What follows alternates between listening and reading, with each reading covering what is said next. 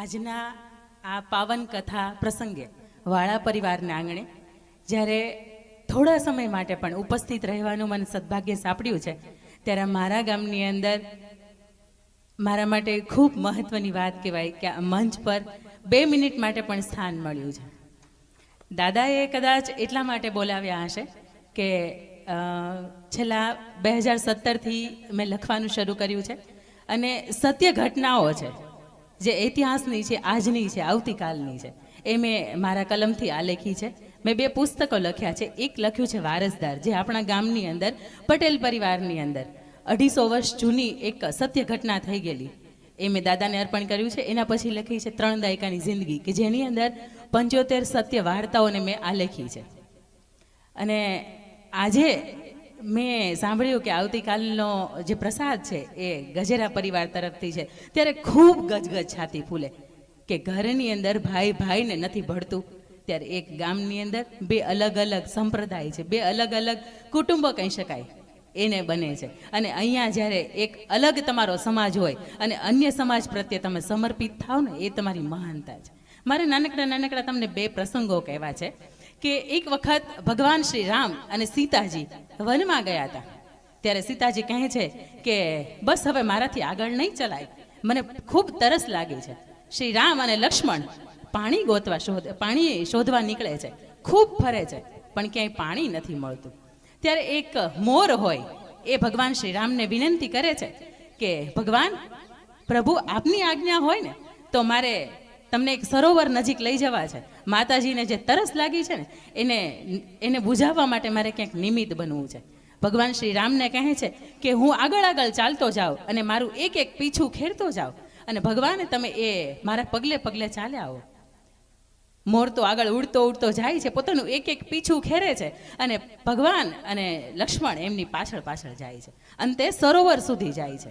બને છે એવું કે મોરના આંગના તમામ પીછાઓ ખરી જાય છે, અને ભગવાન એને કહે છે કે મોર, તું તો આવી રીતે મૃત્યુને ભેટ્યો, તારા તમામ પીછાઓ ખરી ગયા. ત્યારે મોર ભગવાનને કહે છે કે ભગવાન, કદાચ મારા આજ મૃત્યુનું કારણ હતું ભગવાનના શરણો માટે, ભગવાનના કામ માટે જો કદાચ મારું મૃત્યુ થાય ને તો મારું લેખે છે. ત્યારે ભગવાન એને કહે છે કે નહીં, તારું આ બલિદાન એળે નહીં જવા દો. હું તને તારું જીવન તો સમર્પિત થઈ ગયું, પણ જ્યારે તારો બીજો અવતાર થશે, જ્યારે હું બીજો અવતાર ધરીશ, ત્યારે તને તારું ઋણ ચૂકવવાનો હું ચોક્કસ પ્રયત્ન કરીશ. ભગવાન શ્રી રામનો આખો જીવન કાર્ય પૂર્ણ થાય છે. એ પછી ભગવાન જ્યારે કૃષ્ણ અવતારમાં આવે છે, ત્યારે ભગવાન એ મોર પીછને પોતાના શિર પર ધરે છે અને આવી રીતે ઋણ ચૂકવે છે. જો ભગવાન પણ એક નાનકડા મોરનું ઋણ ચૂકવવામાં ક્યાંય પાછી પાની નથી કરી, તો આપણે તો મનુષ્ય છીએ.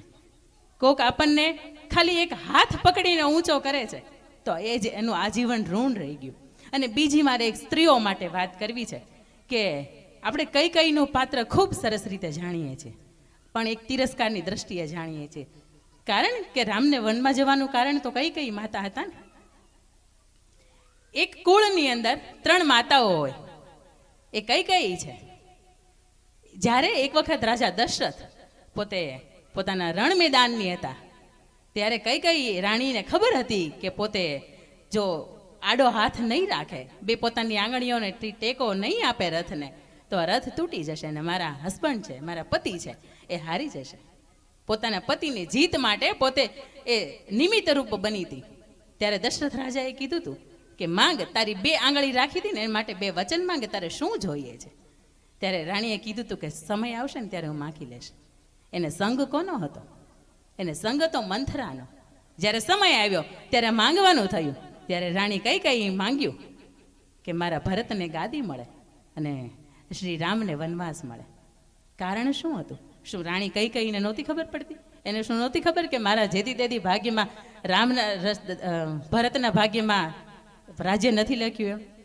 એણે માંગ્યું તો શું માંગ્યું? એણે પોતાના દીકરા માટે માંગ્યું, અને પારકો દીકરો હતો એના માટે વનવાસ માંગ્યો. એક ઘરની અંદર જ્યારે કાકાનો દીકરો હોય, ભાઈનો દીકરો હોય, જેઠનો દીકરો હોય કે નણંદની દીકરી હોય, તમારા માટે સર્વ સમાન હોવા જોઈએ. અને નાનકડો એવો બીજો એક સરદાર વલ્લભભાઈની જ્યારે હમણાં 31મી ઓક્ટોબરે પુણ્યતિથિ ગઈ, ત્યારે મારે એક પ્રસંગ કહેવો છે કે 1900ની અંદર જ્યારે સરદાર વલ્લભભાઈ પટેલ બેરિસ્ટર બન્યા ત્યારે તેમનો વિચાર હતો કે હજી પોતે વિદેશમાં જશે અને આગળ ડિગ્રી પ્રાપ્ત કરશે. પોતે 5 વર્ષ 10 વર્ષ માટે ખૂબ પાઈ પૈસો ભેગો કરે છે અને પૈસા ભેગા કરે છે, પોતાના પિતાજીને મોકલે છે અને બાકીની જે વધતી રકમ હોય ને એનું પોતે સેવિંગ કરે છે.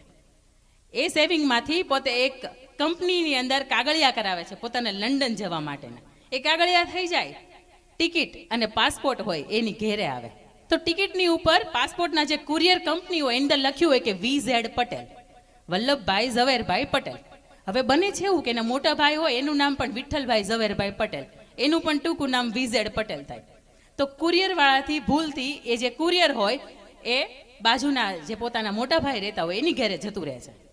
એ ભાઈ કુરિયર ખોલે છે અને જુએ છે કે વલ્લભભાઈ તો હવે વિદેશ જતા રહેશે, પોતાના પરિવારને ભૂલી જશે અને પોતાનું સ્વપ્ન બેરિસ્ટર બનવાનું, અને પોતે પણ બેરિસ્ટર બનવા માંગતા હતા પણ ભાઈઓની માતા પિતાની જવાબદારીમાં પોતે બની નહોતા શક્યા. વલ્લભભાઈને કહે છે કે ભાઈ તું તો હવે વિદેશ ચાલ્યો જાશ, પણ મારો વિચાર હતો કે એક દિવસ હું પણ લંડન જઈને ભણું અને બેરિસ્ટરની ડિગ્રી પૂર્ણ કરું. એ જગ્યાએ આપણે હોઈએ તો આપણે એક પાય ભેગી કરી હોય અને આપણી લંડન જવાની ટિકિટ આવી હોય, આપણો પાસપોર્ટ આવ્યો હોય તો આપણે શું કરીએ?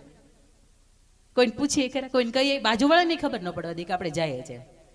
તો ત્યારે સરદાર વલ્લભભાઈ પટેલ એવું કહે છે કે કાંઈ વાંધો નહીં ભાઈ, તમારે જવું છે. અને ત્યારે આ બધી જે પાસપોર્ટ ઉપર વેરિફિકેશનની એ બધી કંઈ લમણાજીક હતી નહીં, એટલે પોતાના ભાઈને પોતે પાસપોર્ટ આપી દે છે અને ટિકિટ આપી દે છે અને એમ કહે છે કે ભાઈ તમે જાઓ ભણો અને હું અહીંયા બેઠો છું, ભલે નાનો છું, રૂપિયાની પણ અગવડતા તમારી થશે ને તો એને સંભાળવા વાળો હું બેઠો છું. એ ભાઈ જાય છે, બેરિસ્ટરની ડિગ્રી પ્રાપ્ત કરે છે અને લંડન આવે છે. તમારે કહેવાનો મતલબ એમ થાય છે આપણા પરિવારની અંદર આપણો ભાઈ આપણા માટે કંઈક કરશે એના કરતાં આપણે નાના હોય એક મોટા, આપણે આપણા પરિવાર માટે કેટલા સહાયરૂપ અને કેટલા બલિદાનરૂપ બની શકીએ ને એમાં તમારી મહાનતા છે. વધુ કંઈ ન કહેતા આપણે દાદાને હજુ સાંભળવા છે અને ફરીથી કહું છું કે અહીંયા મંચ પર ઊભું રહેવું અને તમારી વચ્ચે એક નાનકડી વાર્તાઓ મારે શેર કરવી ને એ મારું સદભાગ્ય છે.